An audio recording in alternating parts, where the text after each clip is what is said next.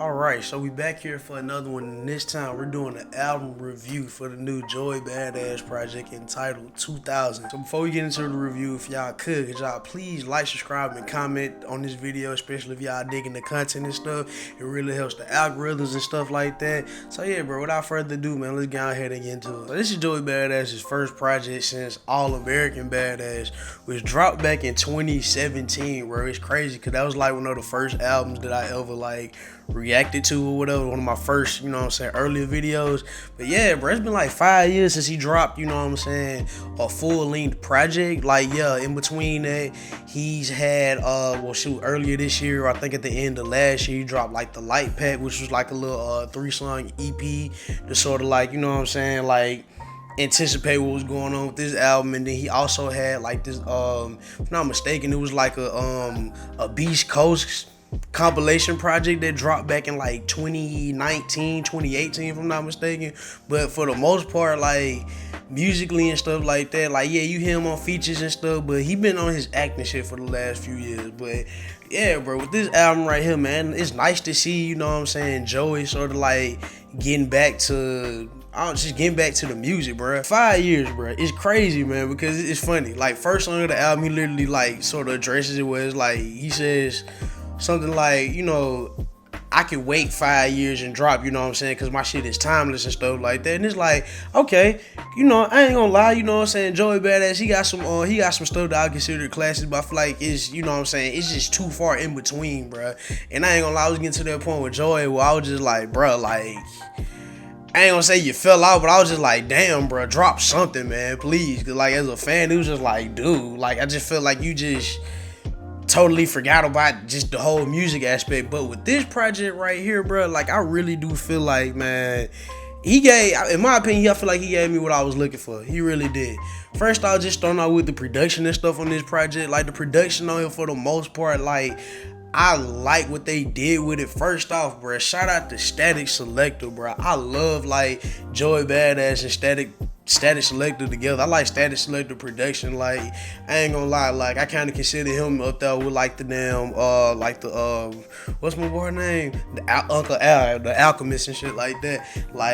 Yeah, bro, Joey Badass and Static Selector, bro, they're a great combination. Even going back to the little 3-song pack that they dropped back in 2017, right after All American Badass. Of course, they had stuff even previously, with the Before the Money project. Yeah, bro, so Static Selector and Joey Badass, bro, they been had the chemistry, bro, and it really just, I don't know, it really just popped out on this album to me. You also got productions on here from Powers Pleasant, Chuck Strangers, but those are the three main guys with most of the production coming from Static Selector. For the most part, production style on here, he's giving that boom bap sort of style, with the modern Joey Badass spin on it. Why he does sort of stick to his roots with that style of production. He sort of in my opinion, sort of ventures into that commercial sort of lane with the sound and production that he had, as far as the song with, Chris Brown.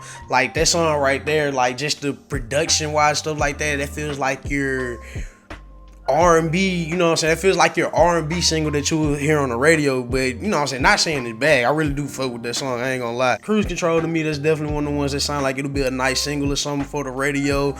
Zip Codes, they got some nice production, nice, some shit that just knocking the whip or whatever. And one of my favorite songs, One of Us, just the, I don't know, the way that song is from the sample, just all the way to the damn beat breakdown and stuff, One of Us, to me, it just sounds like something real smooth that a damn Junior Mafia or something will come over and try to rap on or something. Now, jumping on the artist that is Joey Badass, bro, shit, rapping performance, the way he's delivering this stuff, bruh, I couldn't ask for more, man. The way he started off this project with The Baddest, I feel like that was just the perfect intro, from instrumental all the way down to him, and even with P. Diddy on there, it just felt like a nice intro, especially when you think about the backstory sort of behind this project. It's 2000, it's the sequel to his first mixtape, 1999. It just felt like the perfect intro of goddamn, this is where I'm at today and stuff. Like the song Make Me Feel, like I like the way that he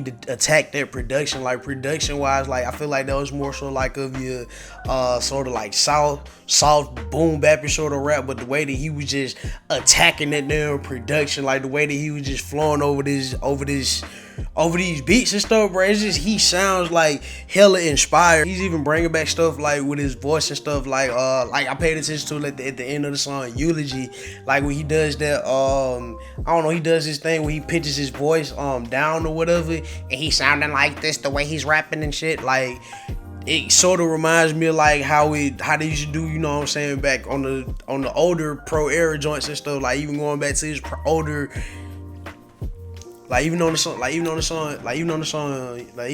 Eulogy, you know what I'm saying, you get to the end of that song and he does the little thing where his voice is like pitched down a little bit and he sort of sounding like this the way he's rapping. Like the way that sounded, like kind of put me in the mind of like how, you know what I'm saying, how he used to do with like the older pro era mixtapes, you know what I'm saying, 1999 and stuff like that. Just, yeah, bro, like this just feels like a damn, I don't know, like the way he came into this, bro, it just feels like this album feels like a breath of fresh air, you know what I'm saying, especially like being a Joey Badass fan. And it's like, okay, like I really feel like him, like he hit all his marks and stuff, whatever the fuck he was trying to hit. Like this is a dope project. With this album too, I feel like Joey did like a lot of, you know what I'm saying, like reflecting. With this album being 2000, sequel to like 1999, like he just did a lot of reflecting on like the stuff that I feel didn't happen in like the last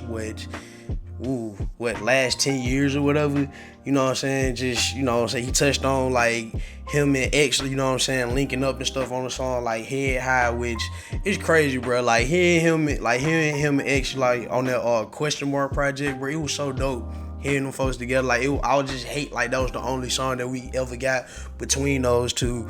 But like, you know what I'm saying, it was dope for him to like touch on that, talk about how that affected him, even talk about the damn like the Capital Steez, whole Capital Steez situation, you know, on Survivor's Guild and stuff, pretty much saying like, you know, like how he felt guilty pretty much at the fact that like he's, you know what I'm saying, he's still alive, he's still here succeeding and stuff like that, you know, while, you know what I'm saying, Capital Steez, you know, he took his own life and stuff, but Joey feels like he could have been there to stop it and stuff, you know what I'm saying, had, you know what I'm saying, like if he would have been there and shit, but he couldn't because things was taking off.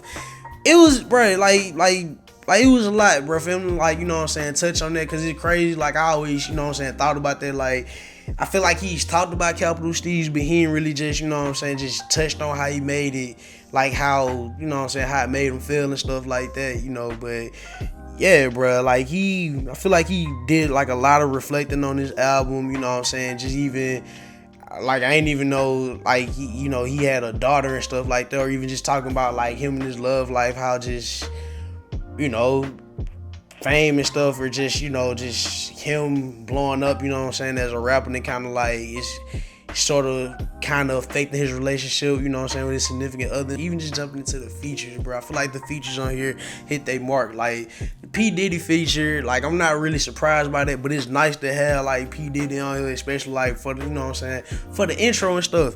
Like, you know what I'm saying, then West Side Gun, brand new 911, like that sounds like, you know what I'm saying, the West Side Gun side, you know what I'm saying, West Side Gun style of production. One of Us with Larry June, I shouldn't even be surprised with that, just with that production, bro. Like it just sounds like something that Larry would slide over in the first place. So I'm not even surprised by that. But damn, bro, I really do love this song. I played this joint like I had this shit on repeat for like a minute when I first came through this album. Bro, I wouldn't expect Chris Brown to be on the Joey Badass project. Honestly, I wouldn't expect him. But at the same time, he ended up on here, and I like this shit for what it was. Chris Brown sounded great.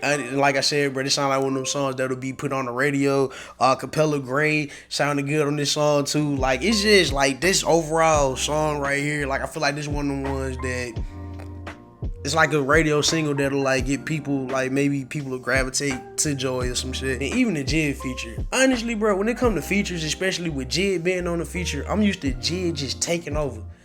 I feel like Joey Badass held his own, bro. I really do feel like he held his own. But the damn Jit, don't get me wrong, that damn Jit feature was fire. It's always, bro. You can never go wrong with a damn Jit feature. And then it was nice, like, as far as like the skits and cameos and stuff.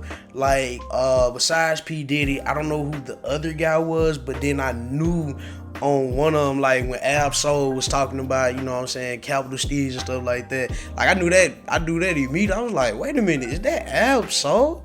Wait a minute, why I ain't heard that voice in a minute? But yeah, bro, it was just nice to, you know what I'm saying, like hear. It was nice to, bro. It was just nice to hear the people that was on here, bro. I really feel like it fit the whole just theme of this album, bro. So yeah, I know it's been 5 years, but overall, like I feel like Joey hit all his marks, you know what I'm saying, with this project. From the production, from him rapping to the damn features. Like I feel like for the most part, all the boxes have been checked. Production wise, I feel like he stuck to his roots as far as like the style of production he chose.